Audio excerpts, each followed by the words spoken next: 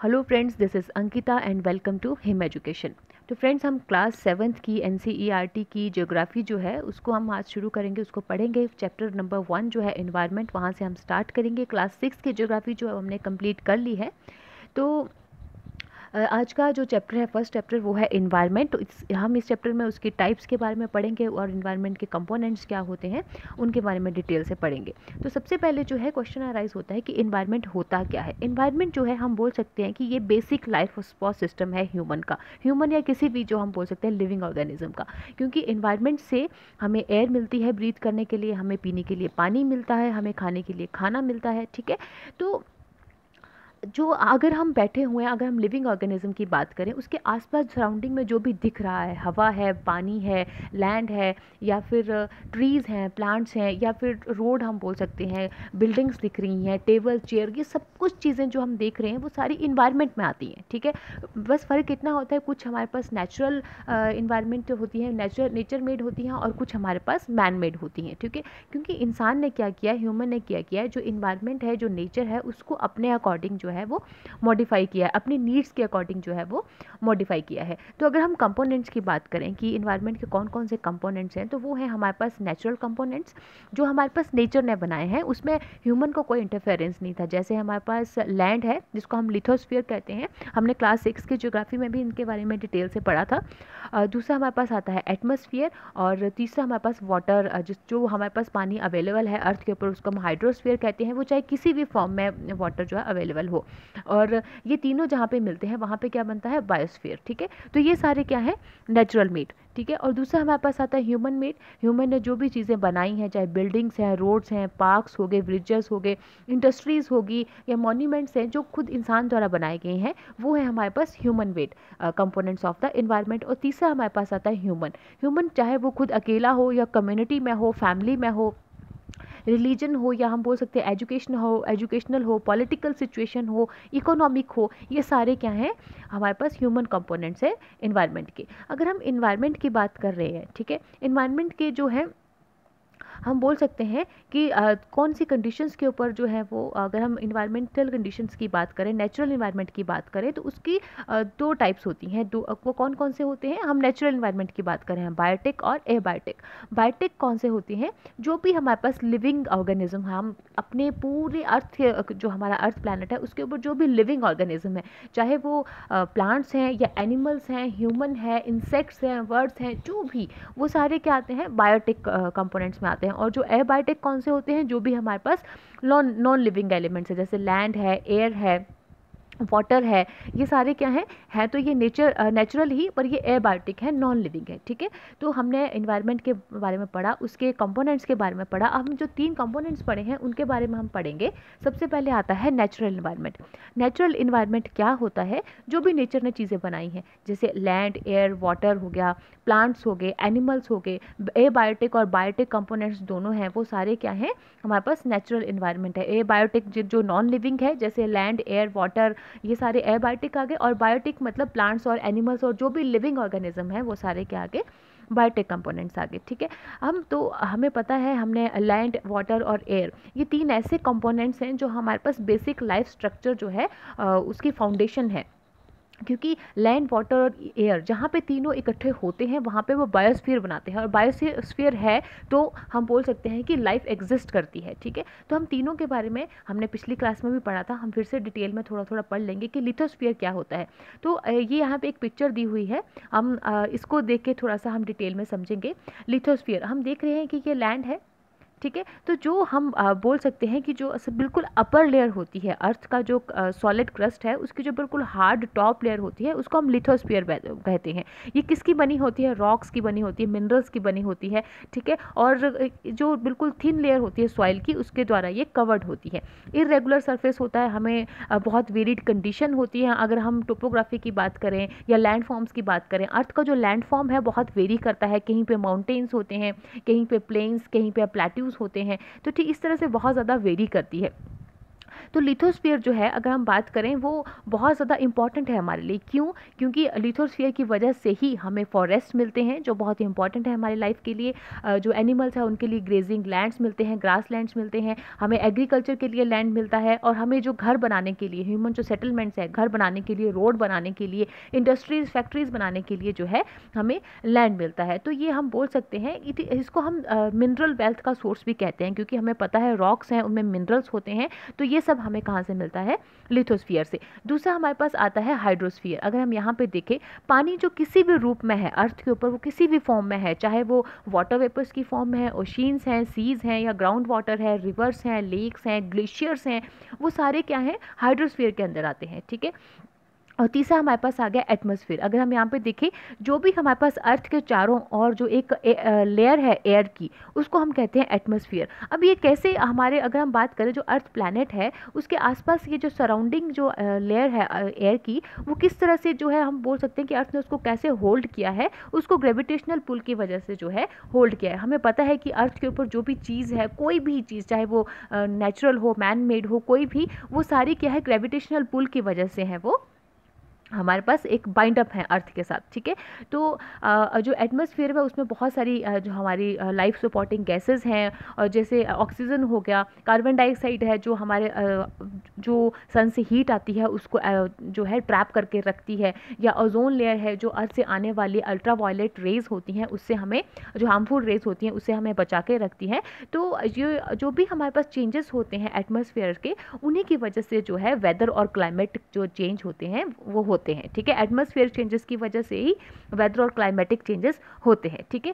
तो यहाँ पे हमने पढ़ा लिथोस्फीयर, हाइड्रोस्फीयर, लिथोस्फीयर और एटमॉस्फेयर के बारे में। तो ये तीनों चीज़ें जहाँ पे मिलती हैं, जैसे ये लिथोस्फीयर, ये है लिथोस्फीयर, ये है हमारे पास हाइड्रोस्फीयर, और ये एटमॉस्फेयर, तीनों चीज़ें जहाँ पे मिलती हैं वहाँ पे बनता है बायोस्फीयर। ठीक है।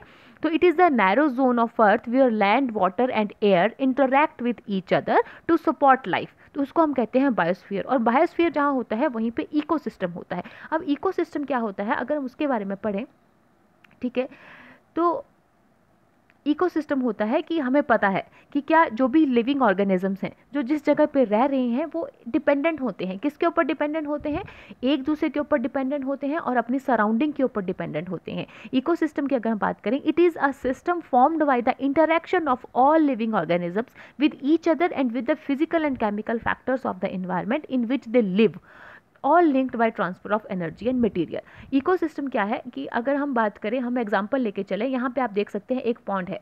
ठीक है। यहाँ पे एनिमल्स भी हैं, पानी में डक्स हैं, पानी है, यहाँ पे ट्रीज हैं। तो ये सब क्या है? एक दूसरे के ऊपर डिपेंडेंट है और अपनी जो इमीडिएट सराउंडिंग है उसके ऊपर डिपेंडेंट है। अब जो एनिमल्स हैं वो, उनको ग्रास चाहिए, वो उसके ऊपर डिपेंडेंट है। ग्रास जो है उसको जो है ग्रो करने के लिए क्या चाहिए? पानी चाहिए और सनलाइट चाहिए, और इन्वायरमेंट से ऑक्सीजन, कार्बन डाइऑक्साइड, तो उसके ऊपर डिपेंडेंट है।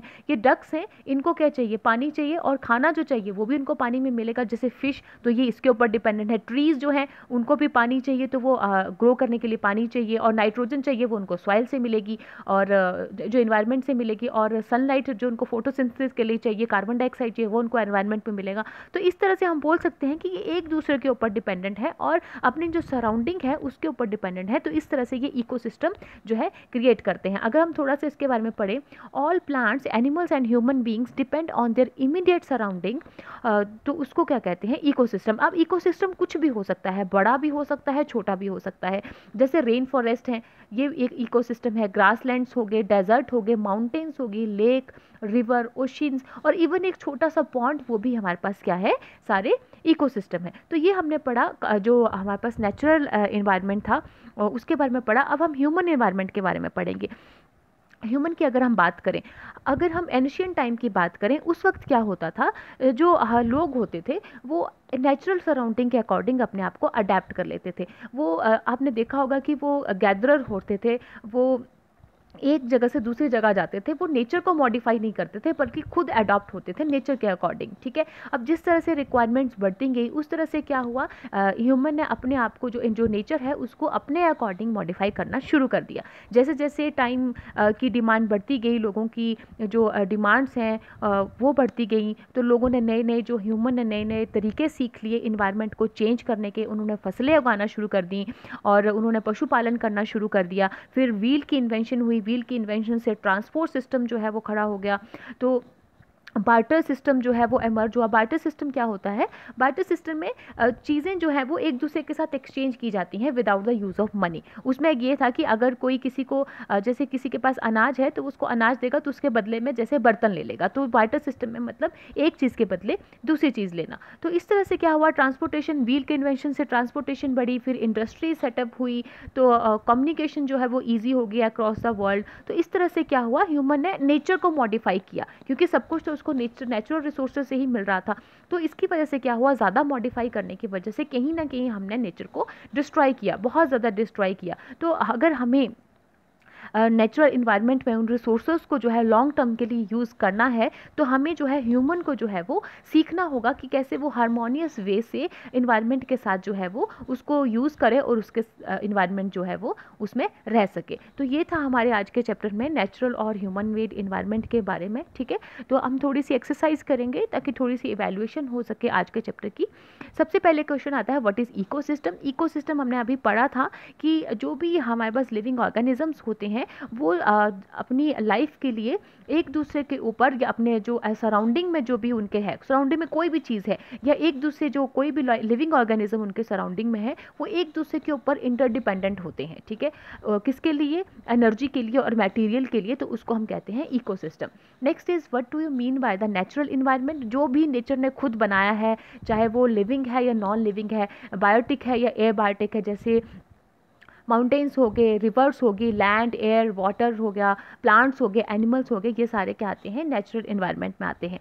Next is which are the major components of environments. कौन कौन से हैं, नेचुरल इन्वायरमेंट और ह्यूमन मेड इन्वायरमेंट, ठीक है। Next is give 4 example of human made environment. अगर हम एग्जाम्पल्स की बात करें जो इंसान ने खुद बनाया है तो बहुत सारे ऐसे एग्जाम्पल्स हैं, जैसे बिल्डिंग्स हैं, पार्क्स हैं, इंडस्ट्रीज़ हैं, मॉन्यूमेंट्स हैं, रोड्स हैं, ये सारे क्या हैं, human made environment. Next is what is lithosphere. Lithosphere क्या होता है, लिथोस्फीयर होता है जो अपर मोस्ट जो क्रस्ट का पार्ट होता है या अपर मोस्ट जो लेयर होती है सॉइल की, वो सारी किसमें आती है, लिथोस्फीयर में। Next is which are the 2 major components of biotic environment. Biotic environment हमने पढ़ा था कि जो सारे लिविंग ऑर्गेनिज्म हैं वो बायोटिक इन्वायरमेंट में आते हैं। तो कौन कौन से कंपोनेंट्स हो सकते हैं, प्लांट्स और animals. Next is what is biosphere. तो जहाँ पे हमारे पास लैंड, वाटर और एयर तीनों चीज़ें एक साथ इकट्ठी होती हैं लाइफ सिस्टम को सपोर्ट करने के लिए, वहाँ पे क्या बनता है, biosphere. Next is tick the correct one, which is not a natural ecosystem. कौन सा नेचुरल इकोसिस्टम नहीं है, डेजर्ट ये नेचुरल इकोसिस्टम है, फॉरेस्ट ये भी नेचुरल इकोसिस्टम है, और एक्वेरियम, एक्वेरियम जो है वो ह्यूमन मेड है तो ये नेचुरल इकोसिस्टम नहीं है, ठीक है। Next is what is not a component of human environment. Human environment का कौन सा कंपोनेंट नहीं है, लैंड, रिलीजन और कम्युनिटी। लैंड जो है वो नेचुरल है, नेचुरल इन्वायरमेंट है, रिलीजन जो है वो ह्यूमन ने बनाया है, कम्युनिटीज़ भी किसने बनाई है, ह्यूमन में, तो हमारे पास लैंड जो है वो ह्यूमन मेड इन्वायरमेंट नहीं है। Next is which is a human made environment. इन जो तीनों में से ह्यूमन मेड इन्वायरमेंट कौन है, माउंटेन की बात करें तो ये नेचुरल इन्वायरमेंट है, सी की बात करें तो ये भी नेचुरल मेड इन्वायरमेंट है, और अगर रोड की बात करें तो ये हमारे पास ह्यूमन मेड इन्वायरमेंट है। Next is which is a threat to environment. आगे अगर हम बात करें कि आगे जो ऑप्शंस दी हुई हैं इनमें से इन्वायरमेंट के लिए सबसे बड़ा खतरा कौन है, ग्रोइंग प्लांट्स, क्या जो पेड़ों की ज़्यादा ग्रोथ होना, क्या ये इन्वायरमेंट के लिए खतरा हो सकता है, बिल्कुल नहीं। नेक्स्ट इज ग्रोइंग पॉपुलेशन, बिल्कुल सही, क्योंकि जितनी ज़्यादा पॉपुलेशन ग्रो करेगी उतनी ज़्यादा डिमांड बढ़ेगी, तो उतनी ज़्यादा प्रोडक्शन करनी पड़ेगी, तो उतना ज़्यादा जो है नेचर जो है वो हम बोल सकते हैं डिस्ट्रॉय होगा। तो जो इसका ऑप्शन बी है वो सही है। Next is match the following.